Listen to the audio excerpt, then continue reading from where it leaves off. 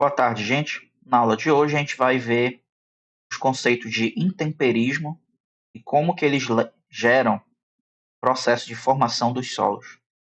Começando aqui com os conceitos iniciais. Primeiro que o intemperismo é um processo, pode ser um processo químico, bioquímico, mas também físico, que implica na destruição e na síntese de minerais. O procedimento físico, ele fragmenta as rochas em pedaços menores, mas não necessariamente afetando a sua composição, como nos casos de areia ou silt, em que normalmente uma delas é formada por um só mineral.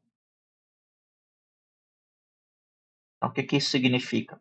Quando a gente está falando de um só mineral, a gente está falando que não é um solo misturado. É um processo de desintegração física. Ele transforma um mineral grande em pedaços pequenos, como areia ou silt. Já no processo de intemperismo químico, o tamanho das partículas ele também diminui, só que acontece uma modificação desse mineral. As substâncias que estão sofrendo intemperismo químico, elas acabam se tornando novos minerais, os chamados minerais secundários, que vieram de quem? De minerais primários.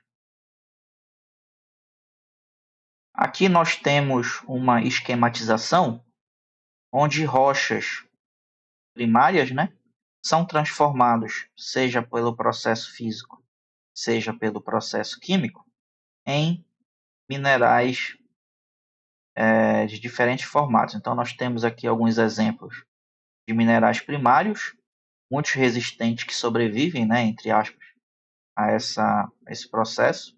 Por exemplo, o quartzo. Nós podemos ter como resultado argilas silicatadas. Nós podemos ter óxidos de ferro e alumínio. Nós podemos acabar tendo também soluções orgânicas que resultam em complexos orgânicos contendo ferro e alumínio também. Podemos ter ácido silícico e também outros minerais solúveis, como potássio, sódio, ferro, magnésio. E esses minerais solúveis eles vão ficar disponíveis para as plantas absorverem eles. Vamos começar agora a ver o processo de intemperismo físico, também chamado de desintegração dos materiais. E aí, qual a dica que eu dou para diferenciar, né, o físico do químico? Se a gente pensa em reações químicas, a gente está falando do químico, tá? Então, vocês já estudaram lá na química, processo de junção de átomos em moléculas e tal, e também reações. Se a gente estiver falando naquele sentido, a gente está falando de intemperismo químico.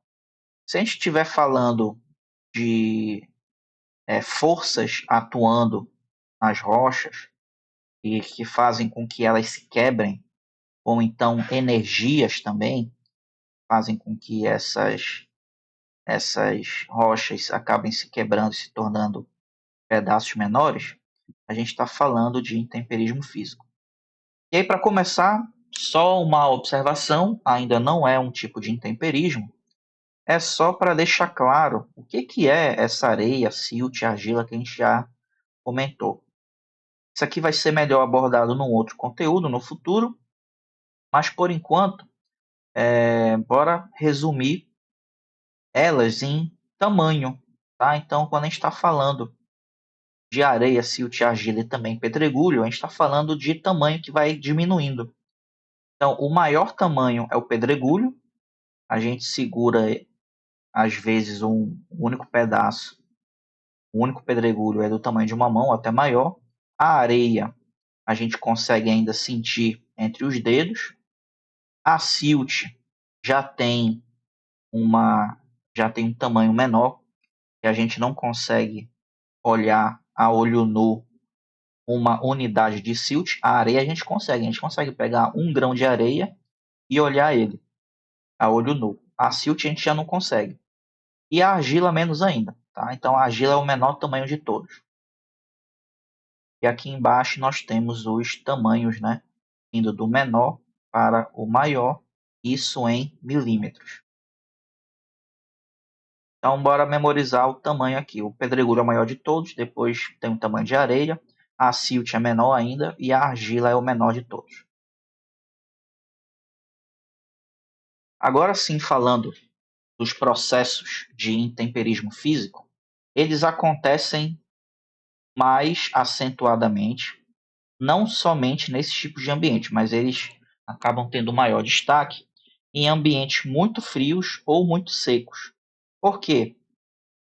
Porque em ambientes mais quentes ou então em ambientes úmidos, a água vai ter um papel mais atuante e vai acabar ajudando o intemperismo químico, ao invés desse físico, daqui que a gente está vendo.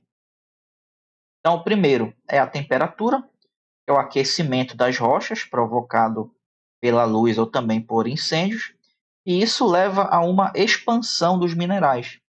E aí, essa expansão e depois resfria, e aí eles diminuem, isso acaba provocando tensões que vão fragmentar essas rochas, transformando elas em tamanhos menores.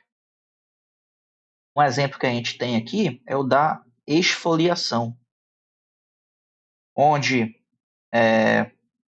acontece a desintegração em forma de camadas nas partes mais externas da rocha. Então, aqui nós temos uma rocha que estão mais quentes na parte exterior do que o interior. Então, o exterior fica mais quente e aí acaba se fragmentando dessa forma aqui. Também pode acontecer com a formação de gelo dentro das rachaduras. E aí, quando esse gelo ele vai crescendo, quando ele expande-se, ele gera uma força, né, para fora, empurrando para fora essas camadas que vão se quebrando e caindo. Uma outra forma de intemperismo físico é pela abrasão, por água, gelo ou também vento. Essa abrasão, eu vou tomar como exemplo aqui o vento. Imagina alguém, você já deve ter passado por isso, mas alguém jogou uma mão de areia no seu rosto. E aí você sentiu a areia batendo no seu rosto, meio que arranhando, por assim dizer. Essa seria uma abrasão. Claro que para ela esculpir as rochas dessa forma como a gente vê na imagem, é questão de centenas a milhares de anos, com o vento, por exemplo, ou então mesmo a água, levando, né, transportando sedimentos. E esses sedimentos vão batendo nas superfícies e vão arranhando, por assim dizer.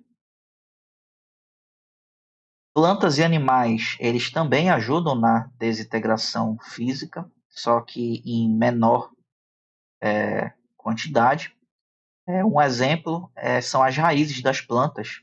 À medida que elas descem durante o solo, elas vão penetrando em fendas da rocha e acabam fazendo uma força. E essa rocha, aos poucos, vai se tensionando e também se desintegrando. Uma observação aqui bem recente, não sei se vocês já ouviram falar no ditado popular que fala que água mole em pedra dura, tanto bate até que fura. E aí talvez alguns de vocês tenham a ideia ou então a dúvida de saber, será que uma água pingando tanto tempo numa rocha, ele vai conseguir formar um buraco nessa rocha, como a gente vê aqui na imagem? Se você consultar bibliografias antigas, você pode encontrar uma resposta dizendo que não. Só que em 2022, na verdade, perdão, saiu esse estudo aqui, que é intitulado de Distribuição do Estresse e do choque de superfície provocado pelo impacto de uma gota d'água. E nele ele fala que cada gota impactante se comporta como uma pequena bomba, liberando a sua energia cinética de impacto de forma explosiva aonde ela cai. E nesse caso aqui da imagem, essa gota d'água estava caindo em cima de uma rocha. E aí, continuando, a onda de descompressão resultante desse choque enfraquece a coesão dos materiais da superfície. Então, sim, a resposta aqui, água mora em pedra dura, ela tanto bate até que fura, sim. Uma informação bem recente aí. Uma observação, novamente, isso daqui não é um tipo de intemperismo físico, é só um tipo de material chamado regolito.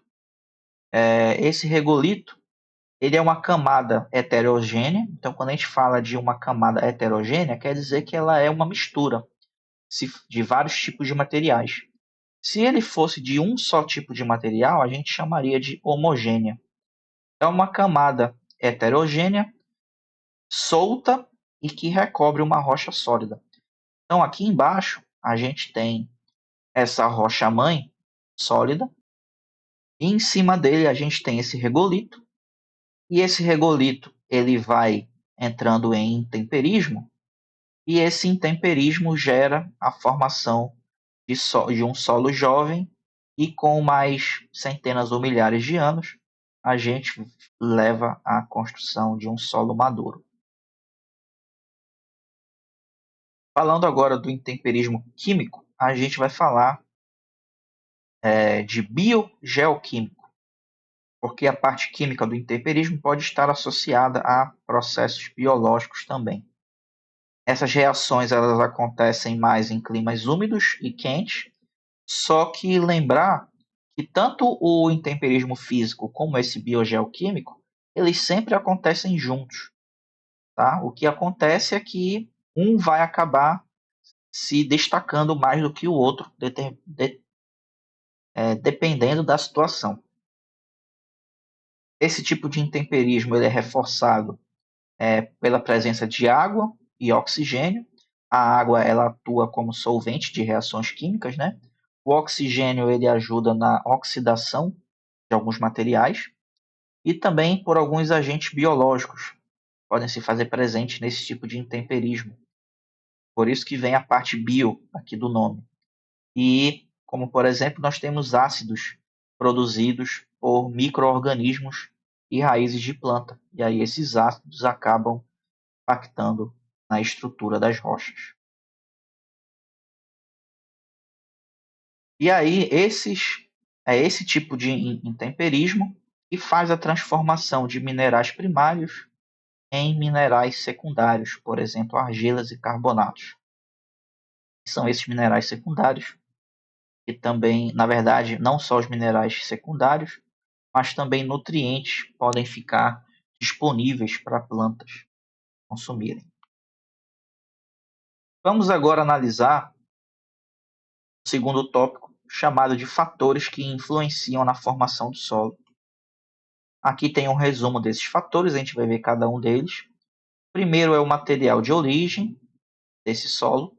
Segundo é o clima. Terceiro é a biota, incluindo os seres humanos. O quarto é o relevo, também chamado de topografia daquela região. E o 5 é o tempo em que os processos de intemperismo estão atuando, assim como esses outros elementos estão atuando na localização. O primeiro que a gente vai ver desses fatores é o material de origem, e a origem desses materiais influencia profundamente a característica do solo. Então, o solo ele é portador de determinadas características e tudo depende do que o originou. Aqui nós temos algumas diferentes camadas sofrendo diferentes tipos de processos geológicos. O primeiro tipo é quando não há nenhuma força atuando no solo, então ele vai acabar se dividindo. A primeira camada dele vai ser uma camada normal, por assim dizer.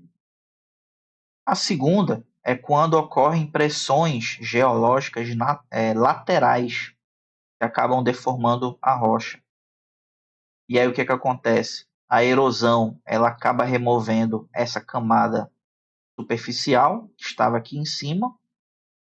E aí o que vai ficar mais presente vai ser essa segunda camada aqui, ó, como vocês podem ver. E o terceiro caso é quando tem também, além das laterais, a gente tem pressões geológicas ascendentes. E aí acaba expondo, acaba sendo parecido com esse processo aqui do meio. A erosão vai acabar levando essa primeira camada, só que além da segunda camada ficar exposta, a terceira e a quarta camada também podem ficar expostas. Então essa daqui é a segunda camada, essa é a terceira camada, e essa daqui é a quarta camada, como vocês podem ver aqui pela coloração. Uma forma de classificação do material de origem é o modo como esses materiais foram depositados. Então, é o que a gente vai ver daqui a pouquinho, mas a gente pode ver um resumo aqui. Por exemplo, se foi depositado em áreas úmidas, forma materiais orgânicos, foi depositado em lagos, se foi depositado em oceanos, se foi depositado por gelo, e a gente vai ver cada um desses tipos agora. O primeiro material de origem é de origem residual. Esse residual aqui é como se fosse um resto, e é quando acontece uma situação normal, sem outras influências, como a gente vai ver daqui para frente. É como se fosse essa primeira imagem aqui que eu mostrei para vocês, tá? E aí o intemperismo, a rocha, né, vai sofrer intemperismo e o solo vai se desenvolver a partir dessa rocha diretamente. O detalhe aqui é que se o clima for quente e úmido, o solo resultante ele vai ter cores avermelhadas ou amareladas, e em climas mais frios ou secos, a cor do solo formado vai ser semelhante à cor da rocha ao qual ele se formou. Então, caso não tenha ficado claro aqui, nós primeiro vamos ter uma rocha. Essa rocha vai sofrer intemperismo, seja ele físico ou químico, e esse intemperismo vai gerar um solo. Tá? Então, um solo ele é proveniente de uma rocha, ok? De forma resumida. Então, continuando aqui. O segundo tipo de material de origem é quando esse solo é formado por detritos coluviais, ou seja, resultante de ação da gravidade. O que isso significa? Significa que os materiais daquele solo não são daquela área, como nesse primeiro caso aqui de origem residual. Ele caiu de alguma outra região, tá? Então, por exemplo, ele pode ter caído de taludes, encostas ou penhascos. E nós temos aqui um exemplo. Então, olha só, aqui nós temos uma rocha, né, inclinada no formato de talude, como nós temos aqui do lado direito. E aí, parte desse material da rocha acabou caindo pela ação da gravidade. E esse solo aqui embaixo, ele acabou chamado de solo de origem coluvial, pela ação da gravidade, tá? E o solo que é residual, que ele está lá, né? Ele não sofreu nenhuma ação, é o solo que ele nasceu no mesmo local onde a rocha sofreu temperismo, ele está uma camada abaixo, tá? Essa camada aqui dessa coloração. A terceira forma é o chamado solo a partir de depósitos aluviais por cursos d'água, em que acontece quando uma área de um rio é inundada durante as cheias. E aí acontece o depósito dos materiais desse solo, vindo, né, ao longo do rio, e aí esse material que veio descendo ao longo do rio, durante uma cheia, esse material é depositado no seu leito maior. E aí, esse material depositado recebe o nome de terraço. São depósitos de sedimentos mais finos, que mostram até onde as últimas inundações foram. Então, são os sedimentos mais finos, aqueles que têm menor peso, são eles que vão ser depositados nessas regiões aqui chamadas de terraço. Então, Esse daqui é um rio, né? Tá? Então repara no tamanho normal do rio, por assim dizer. E aí, numa época de inundação, ele ficou cheio aqui assim, ó, tá? Na verdade, ele ficou mais cheio do que nessa imagem aqui. Ele acabou subindo para cá, ó, numa época de inundação. E aí, esses sedimentos mais finos acabaram caindo aqui, por assim dizer, decantando aqui, formando essas camadas chamadas de terraço.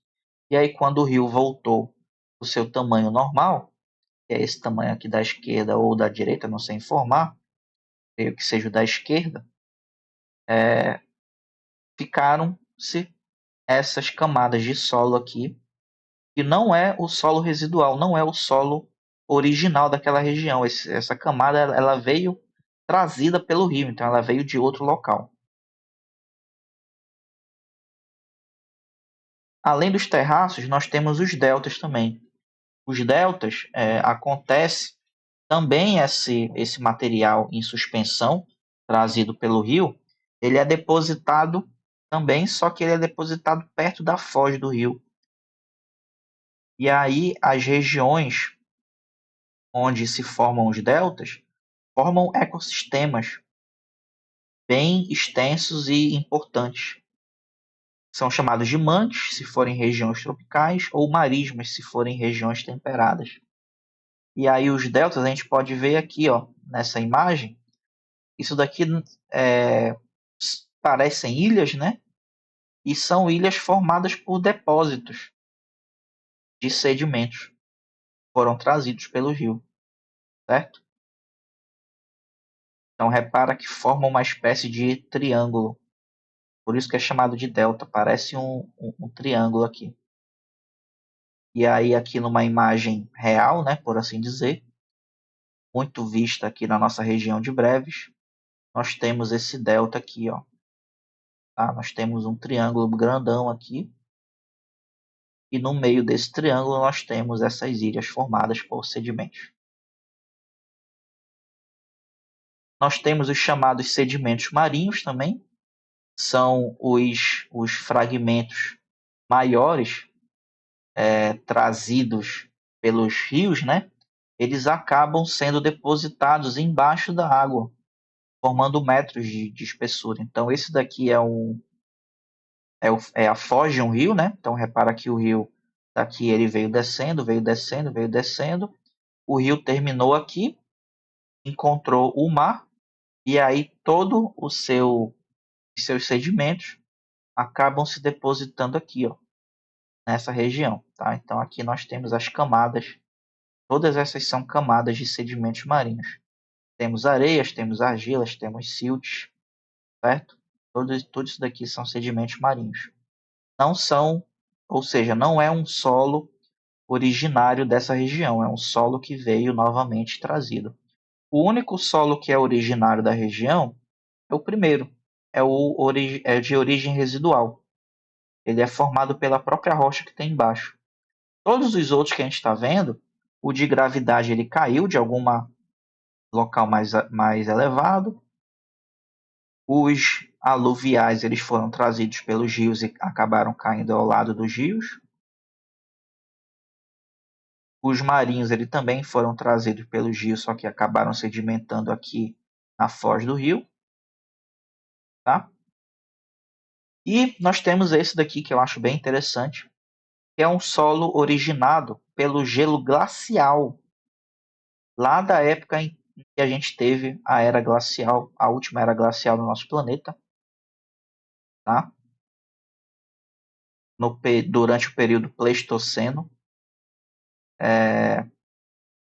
Essa quantidade de anos aqui está errada, deixa eu dar uma corrigida. Agora sim, nós temos aqui, esse símbolo aqui é elevado, tá? 10 elevado a 4 a 10 elevado a 7 anos atrás. Então, esse elevado aqui é a quantidade de zeros, né? Então, nesse período aqui, chamado de Pleistoceno, a gente teve a Era Glacial. E aí, nessa Era Glacial, nós tínhamos mais da metade do planeta. Deixa eu confirmar aqui.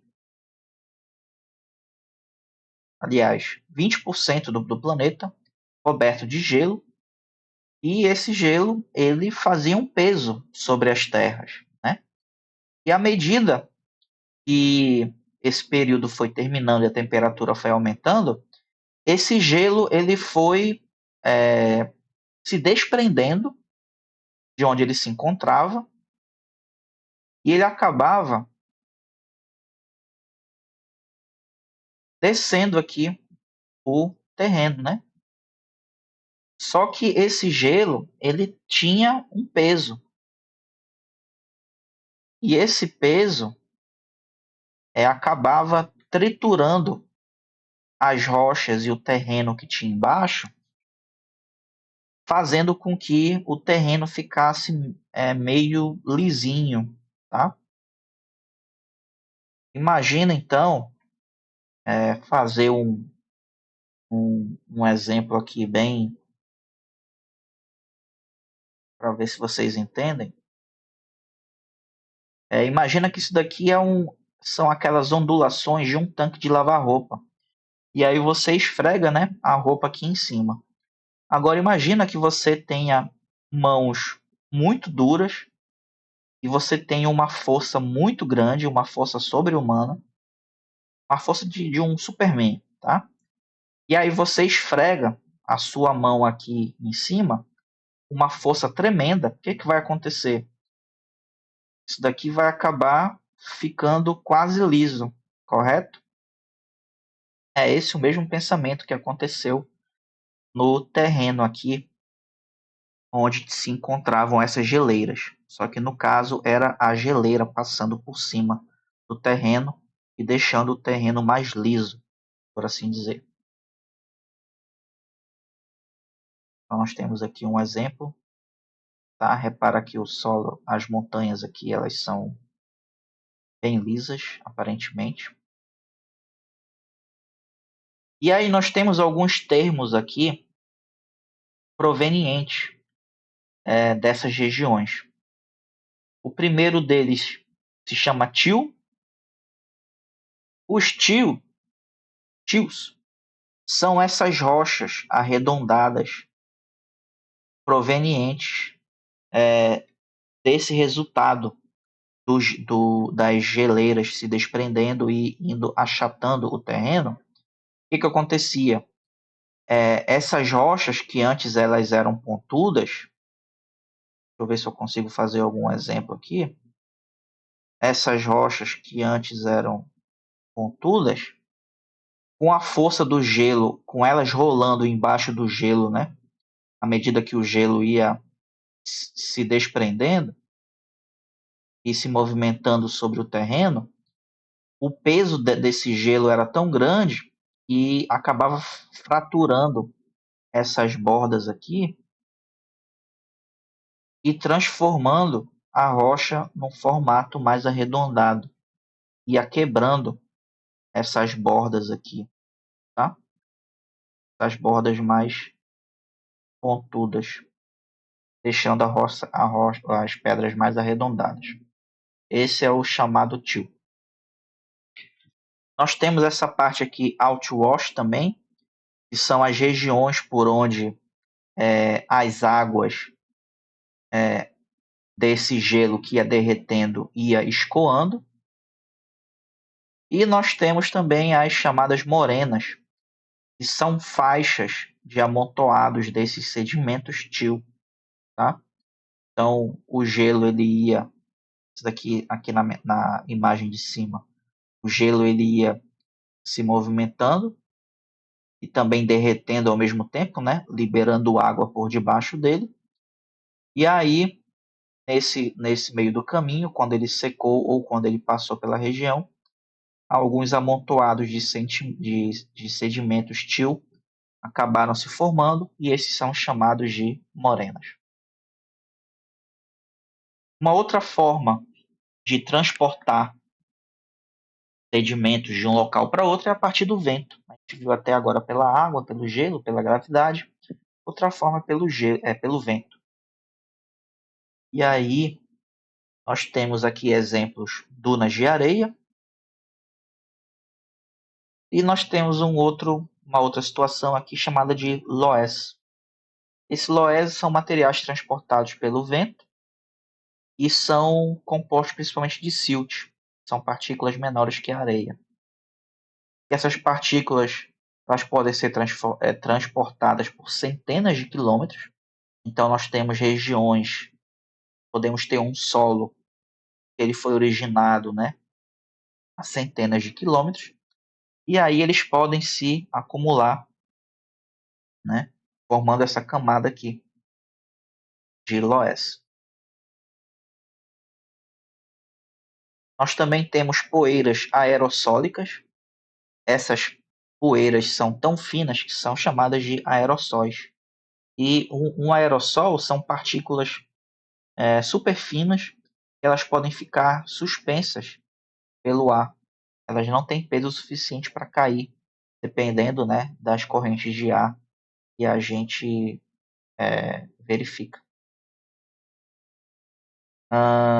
Acho que faltou uma outra letrinha aqui, eu acho que são nanômetros, tá? De 1 a 10 nanômetros, a metro, né? E também podem ser transportados por milhares de quilômetros. E como é que elas caem? A partir da chuva, principalmente. A chuva gera uma força suficiente, à medida que ela está caindo, e aí esses materiais aerossóis, eles acabam entrando nas gotas de chuva, e aí a chuva faz com que esses materiais que estavam em suspensão no ar, sendo carregados, eles cheguem até o solo. Nós também temos cinzas vulcânicas. Agora, só diferenciar aqui os elementos que a gente pode ter de um vulcão, de uma erupção vulcânica. O primeiro, nós temos os materiais chamados piroplásticos. É uma mistura de gás quente com matéria vulcânica, cinzas e fragmentos de rocha. Os materiais piroplásticos eles são despejados nas imediações do vulcão e então os materiais mais pesados eles caem logo aqui próximo. Só que aqueles materiais mais finos de cinzas eles acabam sendo carregados pelo vento. E aí quando eles caem, eles tendem a acumular uma matéria orgânica mais rapidamente do que os solos que estão próximos. Isso aqui é uma observação. E nós também temos os chamados depósitos orgânicos. Eles ocorrem em locais muito úmidos, aonde tem um crescimento de planta maior do que a taxa de decomposição dos próprios resíduos provocados pelas próprias plantas. E aí esses resíduos são, por exemplo, plantas mortas ou partes das plantas mortas, como folhas ou galhos, eles afundam nesses corpos d'água. Tá? Então, quando a gente fala de locais muito úmidos, são locais, corpos d'água. E aí, como tem carência de oxigênio, já que é embaixo da água, né? A decomposição desse material acaba sendo dificultado, fica mais lento. E aí, como resultado, acaba se formando depósitos orgânicos até vários metros de profundidade. E esses depósitos orgânicos são chamados de turfas. Tem essas aparências. Nós temos 4 tipos de turfas. Primeiro são turfas de musgos. Segundo são turfas de herbáceas. Terceiro são turfas de espécies lenhosas. E o quarto tipo são turfas sedimentares. Então, tudo isso foi o primeiro fator que influencia a formação do solo. Agora a gente vai dar uma olhada no segundo fator, que é o clima. Primeira observação: clima é o mais importante de todos esses fatores que agem na formação do material de origem de um solo. E uma das características do clima que tem grande influência é a chamada precipitação efetiva. A precipitação efetiva não é só o quanto que está chovendo. Então, precipitação é chuva. Não é só o quanto que está chovendo, mas é o quanto que realmente está infiltrando naquele solo. Tudo isso depende do quanto que essa chuva está acontecendo sazonalmente, da demanda evaporativa da região, do relevo local, então eu posso ter muita chuva, mas se o relevo ele for inclinado, essa água ela vai escoar todinha, né? Não vai infiltrar no topo do morro, por assim dizer. E também na capacidade de permeabilidade do solo, então tem que ter uma boa permeabilidade. E aí, quanto maior for a profundidade de penetração efetiva dessa água, mais intemperizado e espesso será esse solo. O segundo fator é a temperatura. A cada 10 graus centímetros de aumento da temperatura, as taxas das reações biogeoquímicas dobram. E também a temperatura influencia no crescimento da biota. Climas úmidos, por exemplo, favorecem o crescimento de árvores.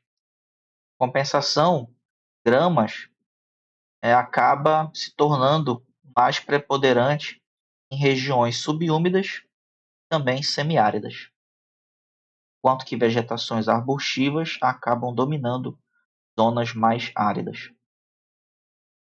O terceiro fator de influência de formação do solo é a biota, incluindo os seres humanos. A primeira parte da biota, influenciando a formação de solos, é a partir da vegetação natural e o seu acúmulo de matéria orgânica. Então, em pradarias, seriam esses campos aqui na imagem da esquerda, o acúmulo da matéria orgânica se dá principalmente pelas raízes dessas gramas que crescem. Por sua vez, nessas áreas de floresta aqui à direita, a principal fonte de matéria orgânica dos solos são as próprias folhas e galhos que caem da própria vegetação. Nós também temos o papel dos animais, incluindo os humanos. Então, nós podemos ter roedores que perfuram os horizontes superficiais e subsuperficiais. A gente vai ver os horizontes na próxima aula, trazendo os seus materiais que estavam embaixo, trazendo para cima. Tá?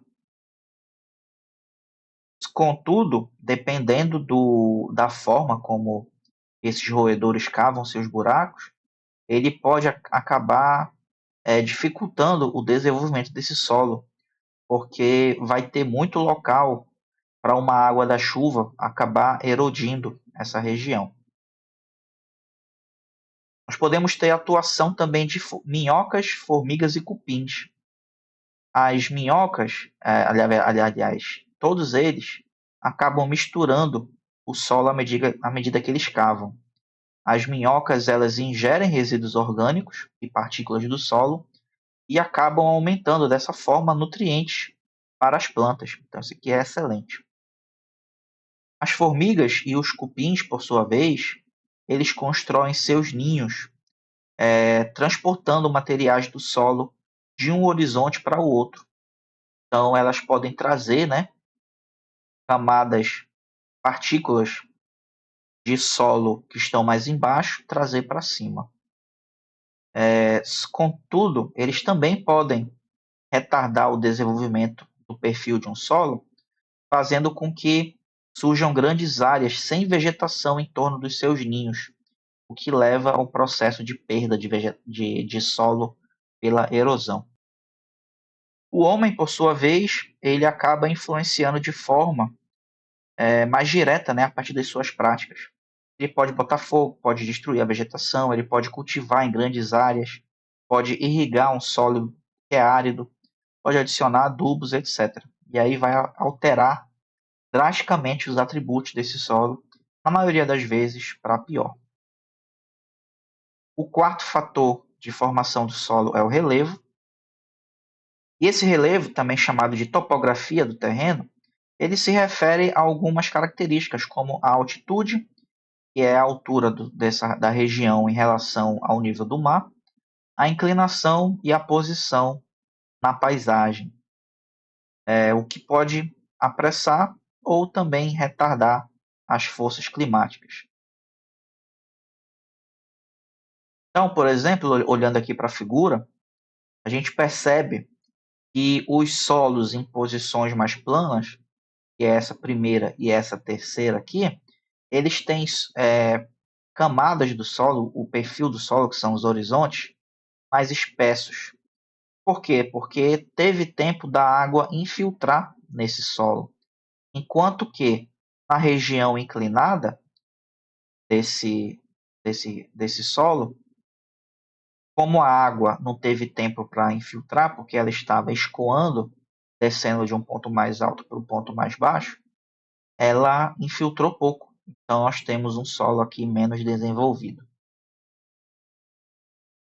E aí nós temos também os locais onde a água se concentra, como em canais ou depressões, o solo acaba sendo mais intemperizado e o perfil do solo acaba sendo mais desenvolvido. Por fim, o último fator de formação, o quinto, é o tempo. E esse tempo de formação de um solo, ele começa a contar dependendo de algumas situações. A gente vai ver alguns exemplos aqui. Então, por exemplo, quando acontece um deslizamento de terra e acaba expondo a rocha ao ambiente, e aí essa rocha exposta ela vai acabar sofrendo temperismo da superfície.